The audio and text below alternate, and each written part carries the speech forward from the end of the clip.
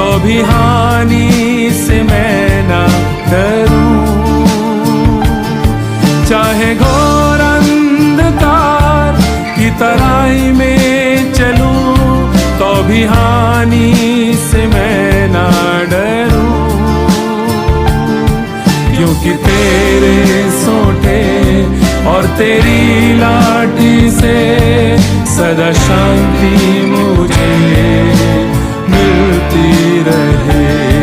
क्योंकि तेरे सोंटे और तेरी लाठी से सदा शांति मुझे मिलती रहे। मेरा भरोसा है केवल प्रभु, वो ही मेरा बल मेरी ढाल। आप सुन रहे हैं सुबह संदेश मॉर्निंग वॉइस। अब प्रभु का दास ओएम मैथ्यू पटना से वचन से बांटा जाएगा। परमेश्वर के नाम की स्तुति हो। एक और बार प्रभु को उपस्थिति में आने के लिए प्रभु ने सहायता किया। मैं प्रभु को बहुत बहुत धन्यवाद करता हूँ। आज का मनन के लिए रोमियो का किताब, इसका पहला अध्याय 1 से लेकर कुछ पद पढ़ना चाहता हूँ।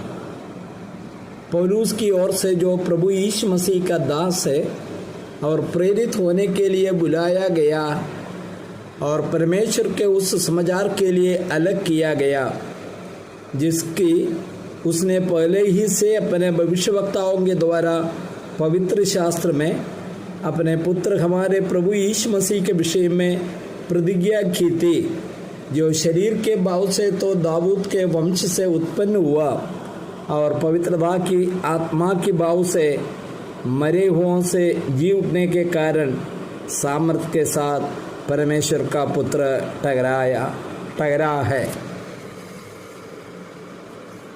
हमने जो पिछले संदेशों में इस पत्रिका कौन लिखा है, इस पत्रिका किसको लिखा है, यह सब हम लोग विचार किया है।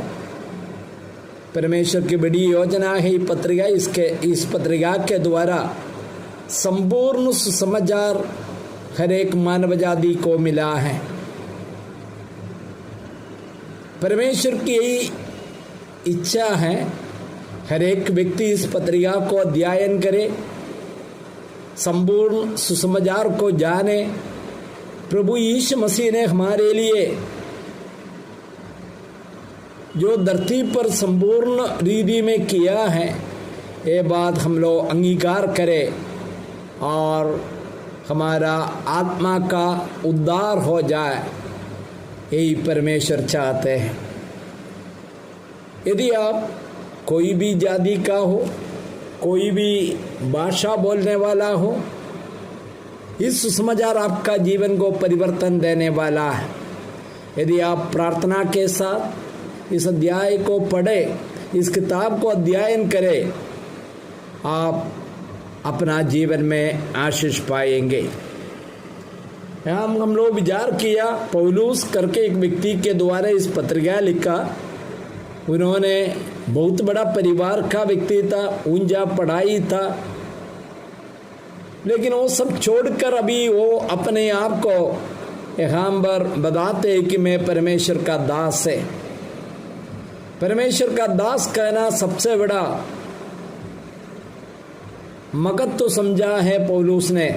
प्यारे भाइयों, यदि आप प्रभु का बेटा हो, आपको कई एक ऊंचा पद बाइबल में दिया गया है, लेकिन सबसे महत्वपूर्ण जो पद है परमेश्वर का दास।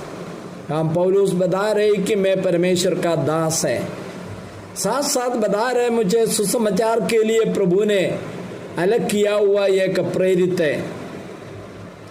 और सुसमाचार इस पत्रिका का मुख्य विषय है, मैं पहले भी बताया गया है।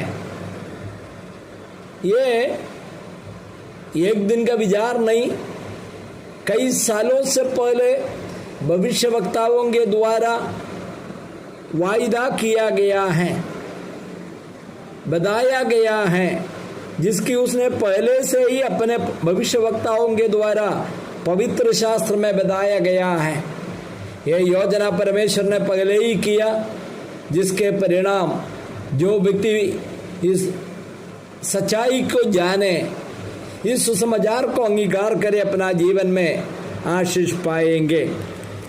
तीसरा पदों में बता रहे, अपने पुत्र हमारा प्रभु यीशु मसीह के विषय में प्रतिज्ञा की थी, जो शरीर के भाव से दाऊद के वंश से उत्पन्न हुआ। 4 पद में बताता है, जी उठने के द्वारा परमेश्वर का पुत्र ठहराया। इसमें 2 महत्वपूर्ण बात हम लोग देखता है, यीशु मसीह का मनुष्यत्व और यीशु मसीह परमेश्वर है। ये दोनों बात आपको जानना बहुत जरूरी है।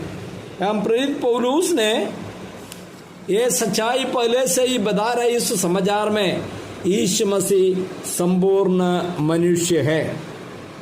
यीशु मसीह का मानुषिक शुरुआत यहाँ इसी प्रकार लिखा है, दाऊद का संतान करके बता रहा है।